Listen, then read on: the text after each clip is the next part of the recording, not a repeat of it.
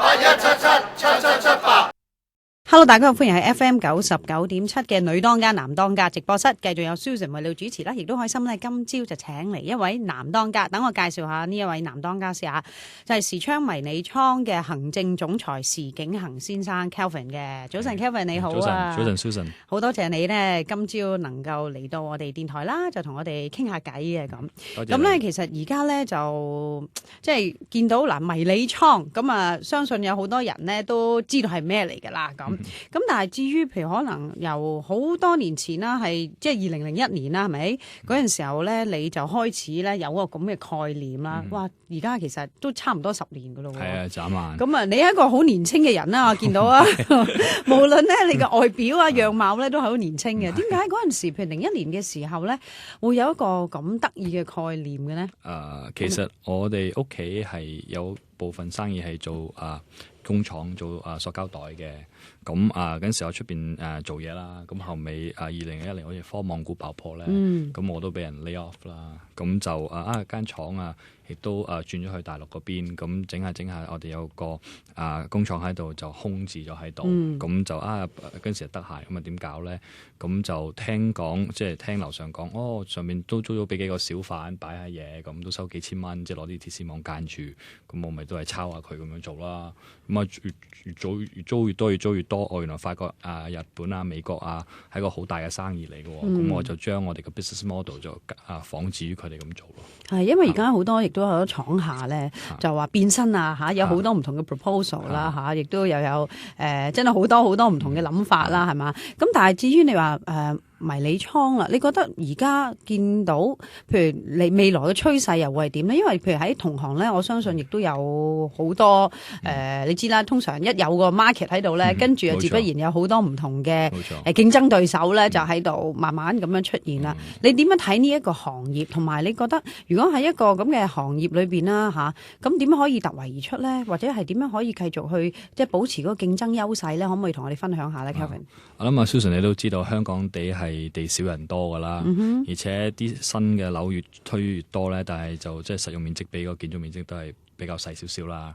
咁住宅空間係真係好細嘅，所以我覺得香港迷你倉呢行未來將來嗰10年以上之內咧，都係非常有可為嘅一個行業嚟嘅。我哋喺01年開始到而家都即係有穩步嘅增長啦。咁我將來不久都會即係會希望保持住呢樣嘢啦。冇錯，行家好多，而我估計大概而家有60至70幾個即係經營者度啦。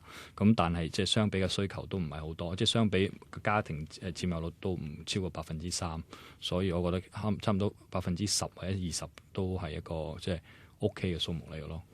即係會繼續咁樣去攀升嘅，無論係數字上或者可能入行去即係做迷你倉嘅人咧，都會有越嚟越多，越嚟越多。哇！咁競爭會越嚟越大㗎喎。咁其實啲人就會覺得，迷你倉啫，只不過係即係租一格嘅地方又有冷氣或者有啲咩 condition。咁但係個個都係咁做㗎啦。咁有啲乜嘢嘅？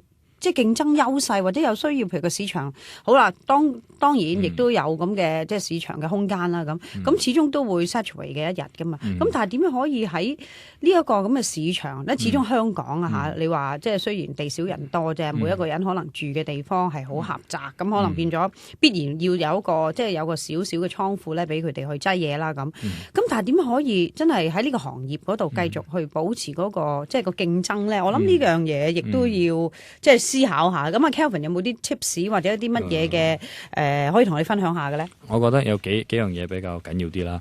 首先即係人哋擺啲嘢喺你個倉嗰度咧，個商譽同埋個信譽好緊要㗎。咁我哋開咗10年啦，就一路都風平浪靜，都冇乜事。即係當然係即係 business 上嘅 challenge 係有啦，但係個商譽上係 OK 嘅嚇。咁我覺得呢樣嘢係比較緊要啲咯。如果一間新入行或者同埋我哋咧，咁一般消費者情願俾多少少錢都會擺間老字號啲嘅咯。因為好似銀行一樣啫嘛，佢驚如果你第日唔喺度或者點樣啦。咁商譽一樣嘢啦，第二就 customer service 啦。customer service 好緊要，因為個客要相信你。咁我哋喺 training 方面，啲員工培訓方面咧，我哋都做到好多功夫。我哋都請到好多唔係我哋嗰行，甚至乎 customer service 喺 finance 或者喺其他專門做 customer service 嗰啲人度身訂咗啲 training program 或者 customer service program 俾我哋啲同事嚟學習啲人哋點樣做 customer service 啲嘢嘅。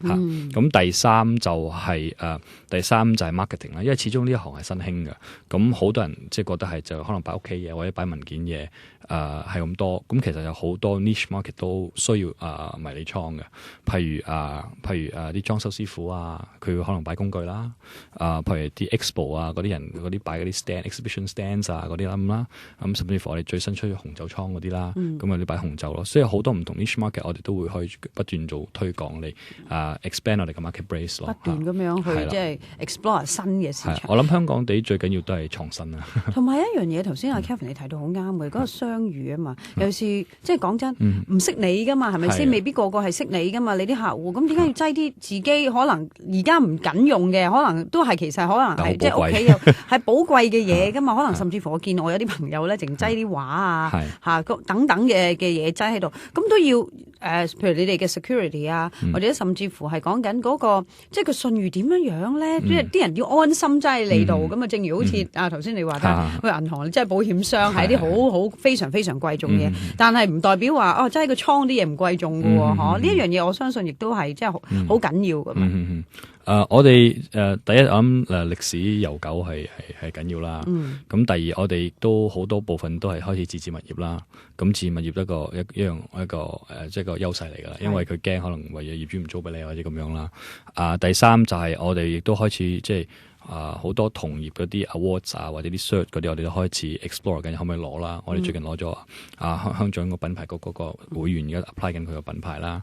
咁其他嗰啲awards 嗰啲我哋都會攞緊，希望可以即係提高我哋服務水平咁樣。咁究竟咧即係呢個行業咧係咪會即係繼續去不斷咁樣可以發揚光大咧？我哋休息下再同阿 Kelvin 傾過啊。唔該晒。